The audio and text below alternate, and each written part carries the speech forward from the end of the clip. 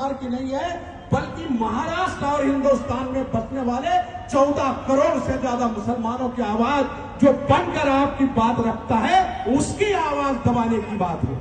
सवाल एक आमदार एक खासदार जिता लेने से नहीं है, 5 रहे 3 रहे 2 जीते, लेकिन आपकी आवाज कौन बनेगा? क्योंकि आप जिसको आजमाइश करते हैं, अगर वो आपकी आवाज नहीं बना तो फिर इस मुल्क में मुसलमानों के वजूद की बात कौन करे?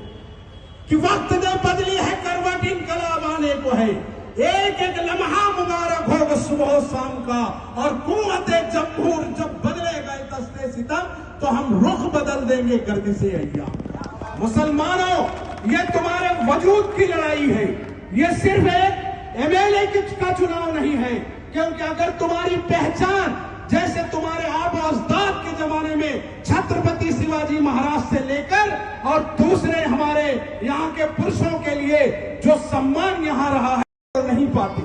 आज हमसे बहस हो रही है कि मुसलमान और जिहाद करता है।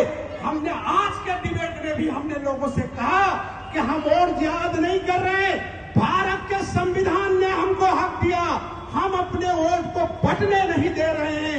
एक जगह वोट देकर यह साबित कर दिया कि इसी राज्य में किरीट सोमैया, इसी राज्य में दूसरे नेताओं ने कहा था कि हमको मुल्क में मुसलमानों के वोट की जरूरत नहीं है।